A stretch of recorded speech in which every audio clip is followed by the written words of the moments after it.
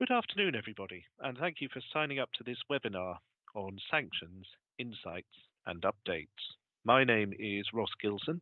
I'm the head of AML policy at the SRA, and I'm joined today by our two speakers on the subject. First of all is Susie Ogilvie. She is a solicitor with a wealth of experience in this area. She's previously worked for Magic Circle firms and is now an independent consultant.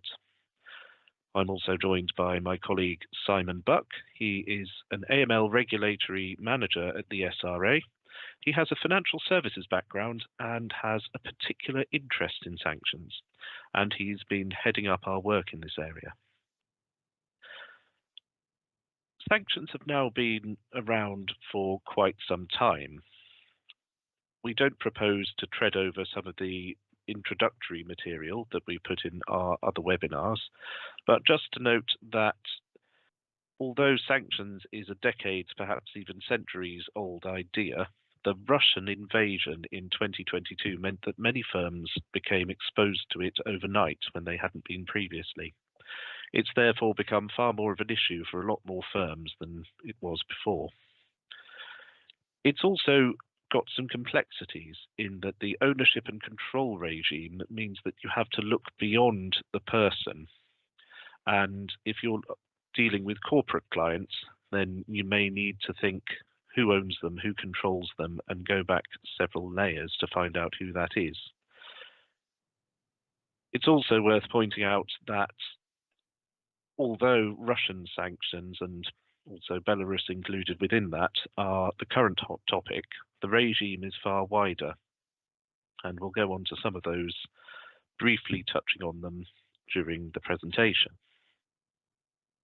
Sanctions is also something that applies beyond the regulated sector in AML. The two regimes are different. Sanctions applies to everybody in the legal profession, in fact, to everybody in the UK. And unlike the risk-based anti-money laundering regime, it's strict liability. It is, however, enforced on a risk-based approach by the Office for Financial Sanctions Implementation and the Office for Trade Sanctions Implementation, or OFSI and OTSI, as we're going to refer to them. As we go along, please do ask questions. You can do that using the link below this video. We do have some pre-submitted as well, but just a couple of caveats there. We're unlikely to get to all of them, though we'll do our best.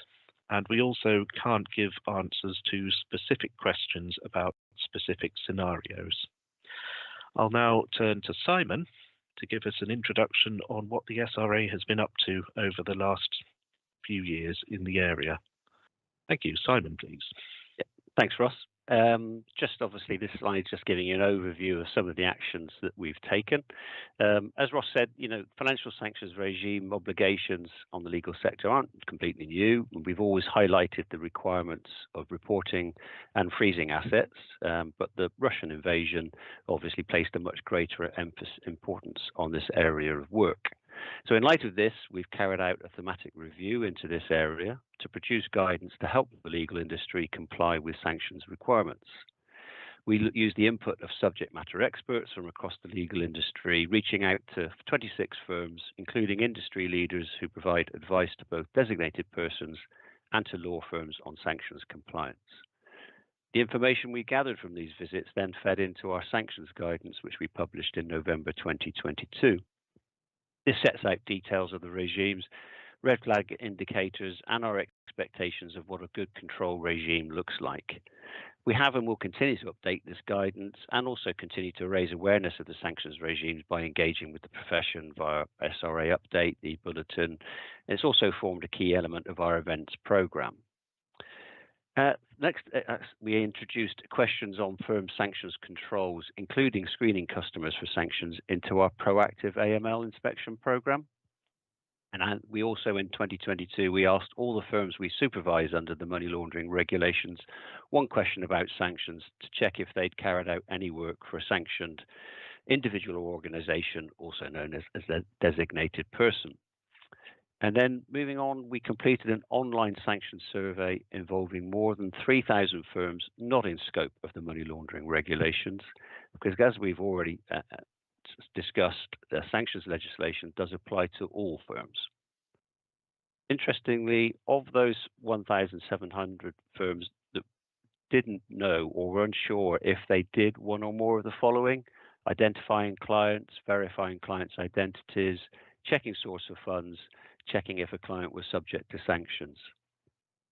We then sort of worked on a subset of that where firms had a greater risk of encountering a designated person, either because they had clients had a connection to a sanctioned country, or the services the firm provided had greater exposure to sanctions risk, for example, trade and shipping.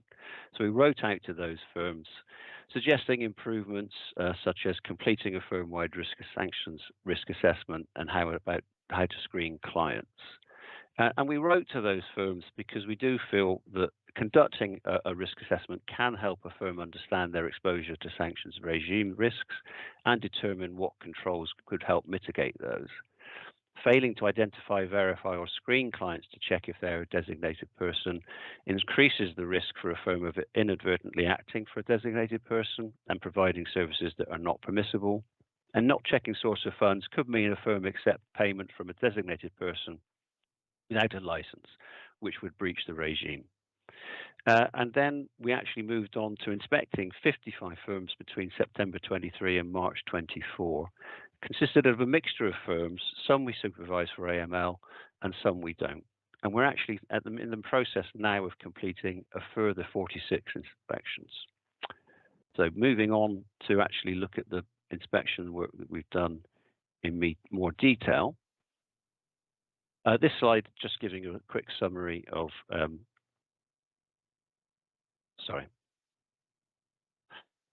just looking at we inspected 55 firms, as I said. This was made up of 37 firms who declared they'd acted for a designated person when we wrote out to our firms we supervised for AML in 2022, and 18 from the 2023 sanctions data collection survey that we did to firms we don't supervise. So all types of firms are represented, and they range from the small to the large. And during the actual inspections, we assessed the controls firms had in place to identify and mitigate their sanctions risks, their compliance with the sanctions regime, and reporting and licensing requirements set out by the Office of Financial Sanctions Implementation, OFSI, as we said previously. And as you can see, 25% of those firms, their involvement with a designated person was incidental to their usual work for a client. They were not approached for sanctions advice. And I think it just illustrates why it's so important that all firms are screening clients for sanctions.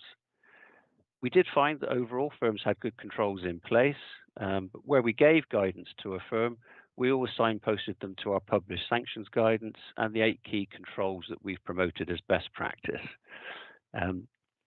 Where we engaged with firms, the common areas we asked them to consider updating were their firm-wide sanctions risk assessment, controls around client screening, looking at their policies, controls, and procedures about what to do if they do encounter a designated person, and looking to provide training to their staff so they have awareness and understanding of sanctions and what to do, again, if they encounter a designated person.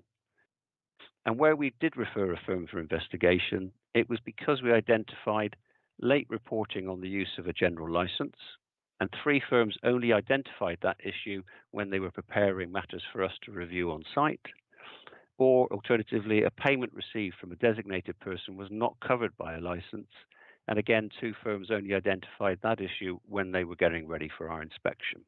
And finally, where we identified a breach of a license, we also ensured that all firms that had made a report to OFSI had made a report to OFSI. Next, on the next slide, we're going to just look at the experience that we met with firms when they considered sanctions risks they faced. They'd implemented controls to manage those risks and demonstrated a commitment to prevent sanctions breaches. And as Ross mentioned earlier, sanctions legislation does not prescribe how compliance must be achieved, only that it must be. So firms in scope of the money laundering regulations, they have a prescribed set of controls they must follow for AML, but some of those can also be useful in helping to identify and manage sanctions risks. And I think it was encouraging to see that firms not in scope had also adopted the useful tools that we highlighted on this slide. I think it's not unexpected that it's not at the same level, but I think that they did see the benefit of having those practices to help them. Right. Now, on the next slide, we can just look at the practical challenges that the firms talked to us about when we were on site with them. And I've picked out 3 of the common issues on here. Just keeping up to date with the sanctions regime changes, we don't underestimate the challenge of this. And although it perhaps particularly felt just after the Russian invasion, sanctions regimes do continue to broaden and change. Some firms may also need to consider the interplay between the UK, UN, USA, and European regimes. And I just think it's important because 36 of the 55 firms we inspected confirmed they had a client who became subject to sanctions partway through the retainer. Understanding ownership and control, which I know Susie will sort of look at a little bit later as well, but the importance of checking ownership structures is shown by the fact that 29 firms we inspected confirmed they had a client that was a business with a designated person in the ownership structure. Firms had to consider if that designated person exerted control over the business, even where they might have held just a minority shareholding or interest. And I think that is, a challenge in terms of understanding who your client actually is and who is in the background. And then third-party issues. Although OFSI may grant a license, firms may still need to engage with or told us they did actually have to engage with their bank or insurer to make sure that they were comfortable as well, because they might have a different risk threshold. So simply having a license from OFSI did not guarantee the bank would accept the payment, for instance. And then looking on the next slide, what do we see as best practice when we were on site? Firm-wide risk assessment, just having a written risk assessment so where everybody in the firm understands the overall risk picture and for the particular firm and how to mitigate any risks that have been identified. Firms having in policies and procedures on what to do if they encounter a designated person. And this was regardless of whether the firm assessed its risk as low or did not ordinarily provide sanctions advice. We saw examples where firms not actively providing advice were encountering a designated person during the course of a matter. The benefits of screening, including up ultimate beneficial owners, and again, counterparties where appropriate. And then lastly, the key element of training, so that and this is appropriate to staff depending on their role, but again about making sure they have an awareness of sanctions, the screening is importance of screening, and then what to do if they actually do encounter, just so that people have some guidance on what to do and understand the importance of it. And then for those firms actively providing sanctions advice, some of the additional best practice that we saw when we were on our inspections was making sure that restricting advice to experts in the firm and making sure that those points of specialist knowledge were known and promoted within the firm. Increased central oversight and controls on all sanctions matters, and that involved cooperation and coordination between matter experts, compliance teams, and finance teams. And then specific procedures and controls in place to ensure that they met license terms and conditions, such as payment routes and reporting requirements. And as we saw from the actual sort of referrals, those were key elements of why where those didn't happen properly, we didn't actually need to make a referral.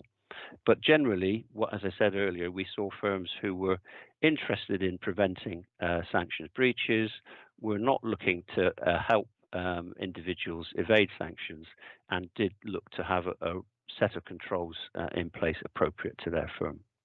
That's it for me, Ross. Okay, thank you very much for that, Simon. And now we'll move on to Susie to give us some practical understanding of the challenges facing firms.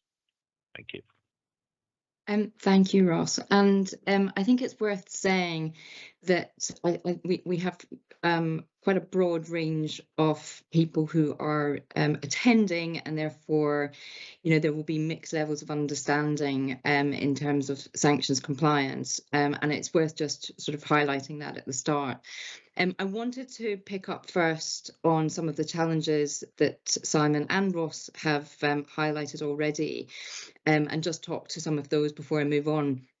And the volume of measures and complexity point has been one that Simon found as part of his reviews, that people were struggling with this. And he talked about the impact in 2022 when you had a raft of measures that came out, and that wasn't just in terms of people who had been added onto the consolidated list or other lists in other part of the world, but also sectoral sanctions as well. So it's a considerable challenge, and I think if you even had sanctions experience at that time, it was quite a mammoth task to get on top of everything.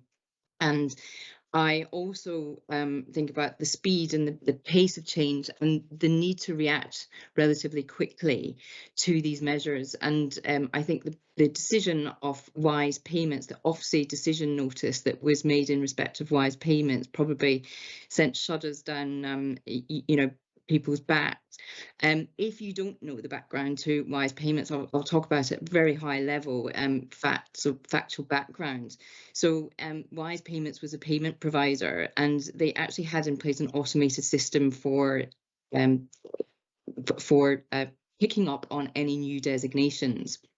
But because past experience had shown that there were a number of false positives produced, they would cut off a lot of the payments, but they would continue to permit debit transactions. And what happened with wise payments, as you might imagine, is that in one case, one slipped through the net, and a designated person used their debit card to make a transaction of £250. And this was discovered several days later by the team that were reviewing the sanctions designations and the hits that they'd found. And at that point, they submitted a report. They self-reported. And there was a decision notice which focused on the need to understand where the risks might lie, to really look at policies and procedures more closely and react quickly. And I think we all feel the pain, because particularly in 2022, there were so many designations coming out. And you will have heard Simon talk about the risk assessment. And I think that's key to understanding what you do in terms of your policies, procedures, controls in this area to make sure that you can react quickly and not get caught out. I think the other aspect, it's been touched on, ownership and control, and Ross has already talked about looking up the ownership train. The other aspect is that quirk in the legislation, and particularly in the UK legislation, where control applies under the fourth limb, where it's reasonable to expect that the underlying entity would act in accordance with the instructions of the designated person. And that also brings into scope the fact that around the time that many sanctions were being issued, there were transfers of shares that went to third parties. And the question that firms also had to consider at that point in time was, well, these transfers, if they are they made at arm's length? Are they to a connected party? What is the level of control that remains in those circumstances? Thereby adding another layer of complexity. And that is just on the client side. And the question is, well, what do you do in terms of counterparties? And I think this is fundamentally another area where it's good to have that risk assessment in place so that you can make a determination based on all of the risks in the circumstances as to whether or not you look more closely at the ownership and control of counterparties as well. Another point which I think leads into these third-party issues is the fact that you have these US measures that have an extraterritorial impact. Those who are familiar with sanctions will know that these are referred to as secondary sanctions. And these are measures that the US put in place, and they say, well, they try to encourage non-US persons to follow the US measures with the threat of perhaps measures being implemented against you for not adhering to those. And what that means is, and this feeds into the third party issues point, is that there will be other parties with whom you are dealing who will be nervous about that. They will have a different geographical footprint, and they may have more connections to the US as well, which makes them more concerned about ensuring that those US measures are adhered to.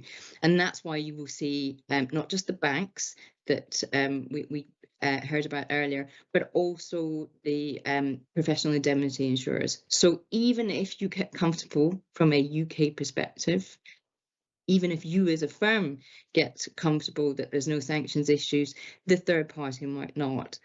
Another factor just to think about on other measures where there is no UK measure but there's a US measure is think about the OFSI guidance, which really makes you focus on whether or not those individuals or those persons might also subsequently become designated in the UK. If we move on to the next area, I just wanted to talk through some misconceptions, and I think this comes through from feedback from a variety of areas. Before I go through the ones on the slide, I just want to pick up a point on sanctions advice and what that means. Now, obviously, Simon has mentioned the competency point. If you don't ordinarily give sanctions advice, it is a very, very challenging area. But also in terms of sanctions compliance advice, it's not high risk per se in terms of giving out that advice. Where it becomes high risk is, let's say you're giving compliance advice and you're helping an organisation to comply with the sanctions regime that's in place. That's fine. But when you actually think about circumstances where you're advising on a structure and you're helping another party to perhaps avoid sanctions, you start to have to think about circumvention issues. And so the sanctions compliance advice, there is a point at which it starts to become a little bit murkier, and that can be higher risk. So turning back to the slide, some things that have come up in the past and misconceptions is that the consolidated list identifies all persons that are designated. And this comes back to that ownership and control point where you'll be aware that although OFSI and although all the authorities try to make sure that they have the subsidiaries and any parties that are controlled by designated persons put on that list, it's not always possible. And indeed, in some cases, it's not always done for other reasons. And if you just have to look at what happened with Roman Abramovich and Chelsea to realise that, Roman Abramovich was sanctioned, but Chelsea itself was not, but it was caught out by those sanctions until Abramovich was out of the structure, and then it was free to proceed as usual. Then the myth that if you don't act for designated persons, your sanctions risk is low. Obviously, we've talked about the sectoral sanctions, but also you have to be thinking about counterparties. On the other side, there's the I can't deal with anyone who's a national of a sanctioned country. It's very circumstance specific. You need to look at what the sanctions regime is, think about whether or not they then capture what that individual is doing, where they are located, etc. So again, it's not, these broad brush statements don't generally, apply to all sanctions questions. And then the final area is I don't need to worry if I'm not involved in transactions involving sanctioned country. Again, it's another broad brush statement. You do need to think about it. And this feeds into the next point, which is on which I'm going to cover on the next slides, which is the OFSI threat assessment in relation to the financial sector. Now, there will be a threat assessment for the legal sector, but I think that this is a useful threat assessment to just talk about in a bit of detail, not least because many firms are actually advising financial sector clients, but also because some of the principles I think may well pull through.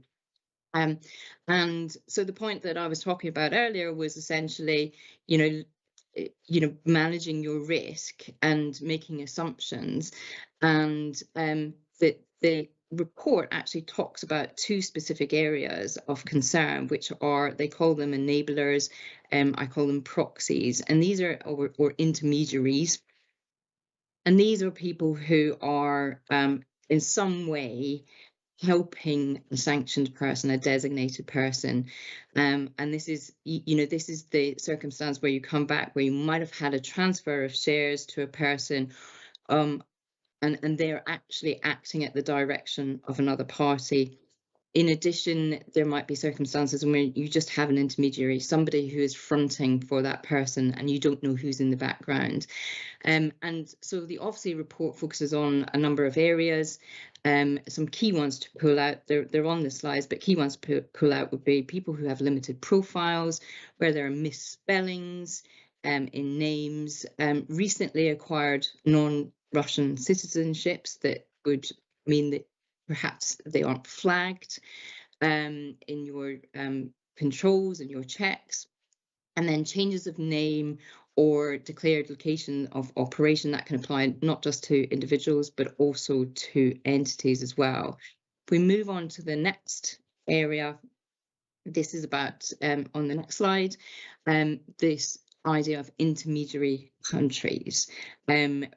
Places where circumvention is perhaps more prevalent.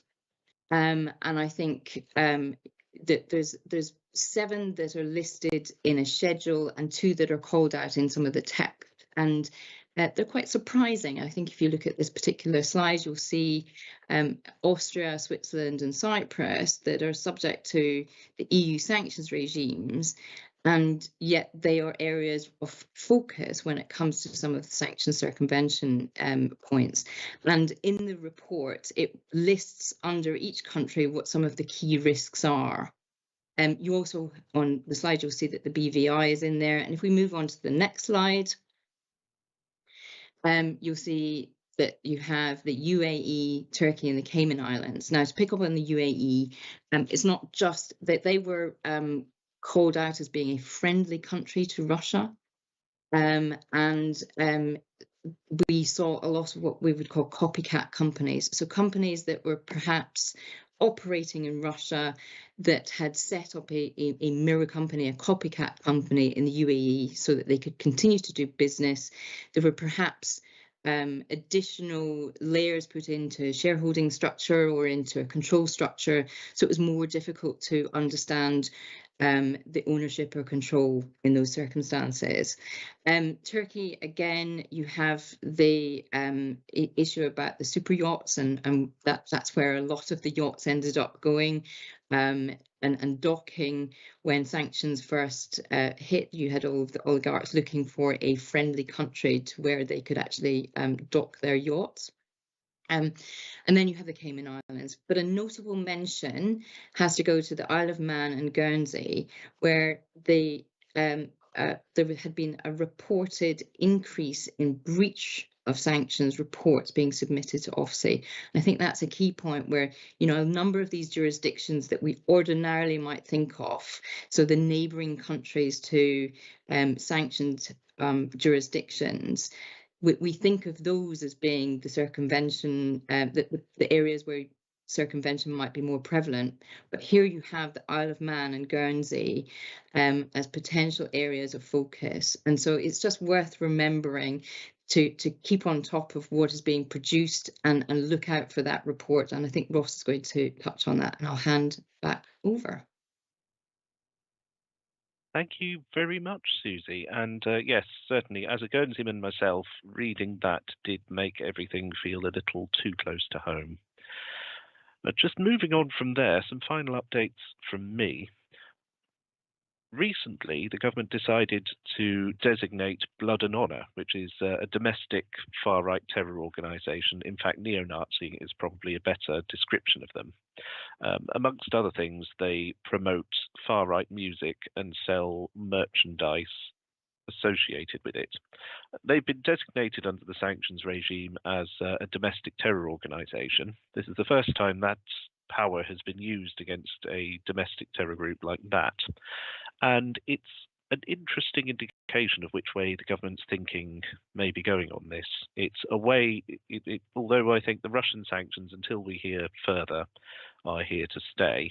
The sanctions regime is being used for other purposes, of which this is one.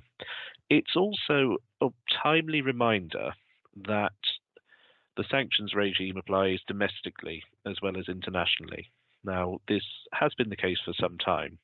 Under the ISIS designations, there were a number of people who were British nationals or whose last known address was in the UK who were made subject to the regime. There were also a couple of designations under the Russian sanctions regime. I think there was somebody fairly recently who was designated for spreading Russian propaganda. But this shows that it applies inside as well as outside the UK and can cover a number of other people, from what one might expect from what we're hearing in the news about the sanctions regime. So it's of very wide and indeed domestic application. The next one was just, we've already flagged OTSI beforehand, that it is now fully set up as of last autumn. They have a page where they set out the areas to which OTSI's regimes apply. That's generally going to be trade, but also aviation and shipping. So if you're working in those areas, then it's definitely worth a read. They have a risk-based enforcement regime, which is very similar to OFCI's as well. So please do have a look at that and see what they have to say. And the last thing was to say that the legal sector threat assessment, as Susie has mentioned, this is going to be coming out soon. We're told expected on the 27th of March 2025, so look out for that. It is definitely more specialised towards the legal sector, as the name suggests, than the financial services one, but we do recommend that the two are read together because they both address areas that the other one doesn't. So, for example, the legal sector threat assessment doesn't go into intermediaries in quite some ways, but they are definitely relevant in the legal world as well. So do read both of them when you can and see what you can learn from them. Right, well, we are now going to move on to some questions. We have a number of pre-submitted questions, but before we go on to those, we've had a brief flurry before the presentation started and also during the presentation about a particular theme, which was effectively how far do we go? And that applies, a lot of people have asked that question generally, but some have asked it specifically in relation to counterparties as well. So, Susie, would you like to kick us off, please, on how far you think firms need to go when they're doing their sanctions checks, particularly thinking about counterparties as well? I think it's worth just starting off with the fact that this is incredibly challenging. And I think if you spoke to Simon and Ross, I think they would acknowledge that it is a particularly challenging area. How far do you actually go? This is where we talked about sort of risk assessments, and Simon mentioned risk assessments, and I alluded to this as well.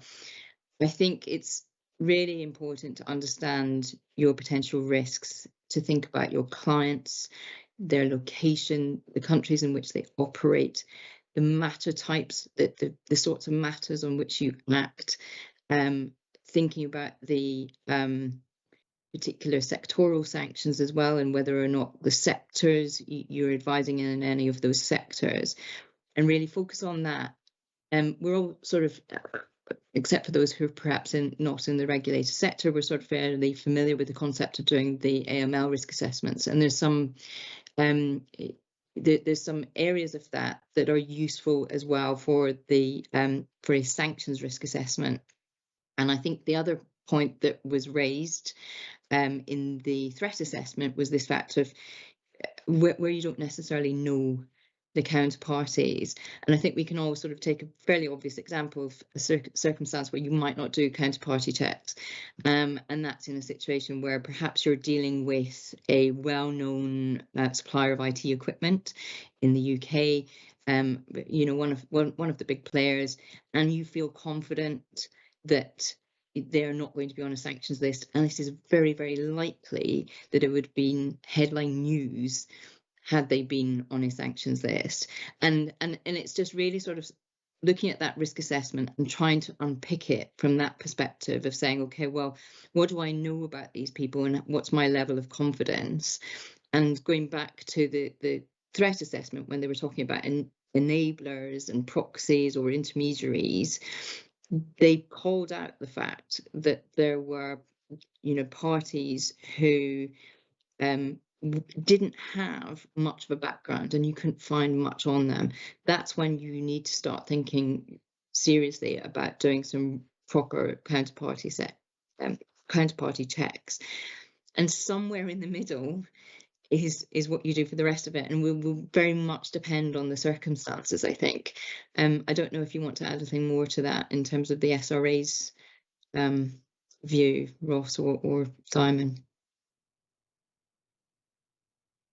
Ross, shall I just? I think again, I think we, coming back to the point of recognizing this as being a really difficult thing to make the judgment call on. I think I've sort of referred to the OFSI guidance on their enforcement and monetary piece, and I think just how it fits in with what we see actually in the AML regulated world, and again taking some examples of best practice from that which can be applied. And it's, OFSI are looking at, they'd expect to see an evidence of a decision-making process that took account of the sanctions risk and considered what would be an appropriate level of due diligence in light of that risk. That stems from having a firm-wide risk assessment just to look at the overall risk, looking at client matter risk assessments so that you're understanding exactly what's happening, where the level of risk on that individual matter sits, and then having a rationale to explain what you've done and perhaps why you've gone as far as you have and stopped at that point. I think having a process to follow, having some key steps such as screening, identifying clients, looking at ownership and control, and doing it to the at an appropriate point does come from that assessment of risk. And as I say, for me, having a rationale that you've captured and written down would be a key part of that process. Excellent, thank you. And Simon, you've just answered the pre-submitted question, which I was also going to ask you, which is about how important are risk assessments and who should carry them out. Any thoughts on the last bit of that question about who should conduct them? Yeah, well, as you say, and not surprising that I do think it is important. I think that for me, the best examples of a risk assessment that I've seen are when it's led from the top, and that there's real sort of ownership and promotion of that from within the senior management, but then everybody in the business is involved in actually creating that and looking at what is happening within their own area. So different areas of the practice are involved, just considering what actually makes sense, what can be done practically, and I think that it just also is the starting point for then where you take your policies and procedures from that. But by involving people within it and then supporting and providing training if you do make changes to just supports that is important to the firm, and that it gives everybody the opportunity to contribute. And then there's ownership and it's more likely to actually work.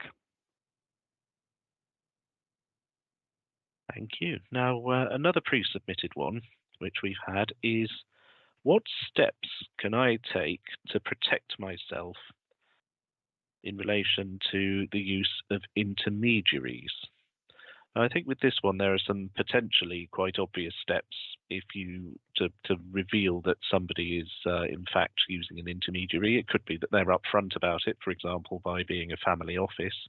It may be that they keep needing to check instructions and transactions with somebody else, whoever that may be. It may be that any monies are coming in from a different bank account to the person that you're dealing with, all of which will be quite familiar to people from the AML world. But Susie, would you like to delve into that a little further, please? Of course, I think this is possibly the most challenging area, and I mean, you can cover a situation where you're dealing with an intermediary that actually lets himself be known, like the family office example. But when it comes to sanctions, I think that's relatively unlikely. And I think when we're talking about intermediaries or proxies here, we're talking about people who are not necessarily going to let you know. And so that's the worry, is who's it that you are actually fundamentally dealing with? And there's been quite a lot on, the fact that you need to look at who it is, what's their background, what's their business background, who are their connections, how are they involved in the particular transaction, and those questions will be relatively key questions on any transaction. I think that the other worthwhile question to consider is looking back at transfers that have been made around the time of sanctions in relation to particular entities that you might be dealing with, so transfers of shares that may have taken place, because that may be another indicator. Now, it's quite hard when you're thinking about, when you're doing your sort of client due diligence, how far do you go? This is one area where it is a bit challenging, and it is a bit more difficult, because when you do your due diligence from a client due diligence perspective, you're not necessarily looking at all of the historical changes that have taken place. And sometimes it's the knowledge of the business and the knowledge that it has been in the hands of a sanctioned person that, that is the key indicator. But they've moved on, they're out of the picture. And that's where, some internet-based research might be something that you do, depending on, your risk assessment and what, your levels of risk. You might be looking at doing that internet-based research to understand if there were previously designated persons within the control structure of any organization that you're dealing with, because that might then indicate that you're dealing with some form of intermediary. Similarly, do you think about, on the intermediaries point, do you think about those countries that were listed? Do you think about neighbouring countries as well? You try to keep up to speed on, what's in the news in relation to circumvention and news items that might be coming out about, increases in trade in countries that are very, have quite high trade with sanctioned countries. Excellent, thank you. Now, we've had another question in which asks the following. In a relatively small high street business dealing with divorce, conveyancing, probate and wills matters, what sanctions checks are required?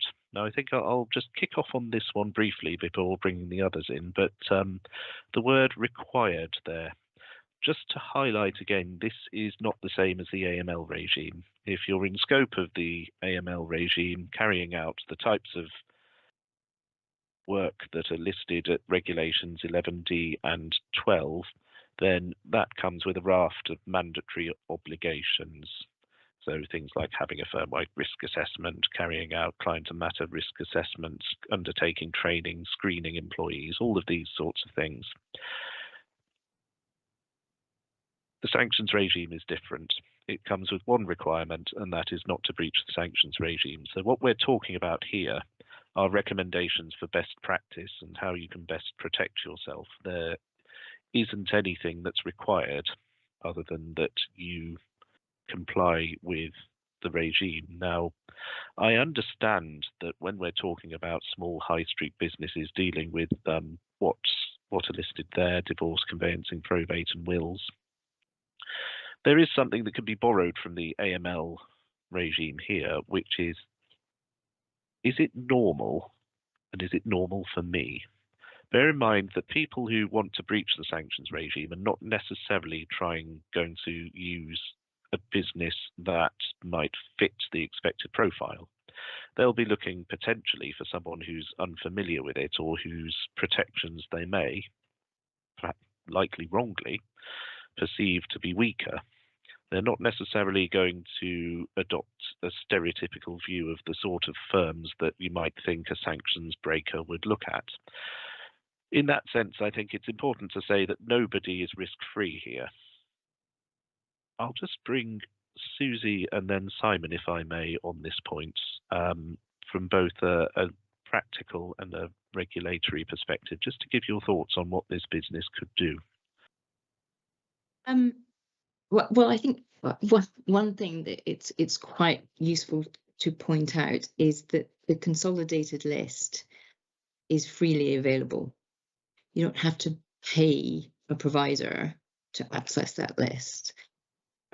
So I think, there's one thing just to remember about that, which is, at least from the perspective of doing your UK sanctions checks, you can actually access that list for free, and it will tell you information about the designated person on there. For individuals, there will likely be date of birth information as well, which will perhaps help you navigate some of those risks. And I think that's worth highlighting, because I think in the AML space, you obviously have a lot of additional requirements that you actually have to think about, and people then get anxious about having to pay external providers, etc., etc. That list is free, and I think that's one important point. I think, on the high street, do you think about anything that looks unusual for your business as well? And for me, those are sort of two key takeaways. Simon, is there anything that you want to say from the regulatory side of things? I think just again, in terms of the practical steps that I've seen small firms take in terms of making use of the checks themselves, if they don't use an electronic verification provider who might also provide those for them. But as you say, I think I've used the fuzzy logic search, and it is relatively simple to do. So if I can do it, I'm sure anybody else can. But I think, again, it's about having a process, because a client approaching, with a mortgage to purchase a property, providing deposit from their own funds, is slightly different to somebody doing the same, but with the funds coming from a family member who may live abroad, and we then need to consider where they're based. So, this is where how far do you go does vary so much depending on the individual circumstances. So for me, it's about really coming back to those processes of assessing the general risk, which you then apply the sort of general principles that you put into place, including how you might check sanctions, and whether yourself or use an electronic verification provider, but then the understanding what's happening on the individual matter. Having a clear understanding of who's asking you to do what, does it make sense, and any other parties are involved, do they add extra complications in that means that you should, just on a sensible, practical basis, look to do more, ask more questions, find out more, perhaps get more evidence to show that you have considered and really understood the risk of that individual matter. Rightio, thank you very much for that, Simon and Susie. Now, there is one further question, which is, what's next on sanctions for the SRA, and will we be continuing our programme of sanctions inspections? I think one important thing to take into account here is that the Legal Services Board recently held a consultation on the new regulatory objective for the supervisors the regulators that it oversees. And this was to promote the prevention and detection of economic crime. With that consultation was some draft guidance which they would like people to follow for comment, and it very much made clear that they're expecting regulators to take a proactive stance in this area.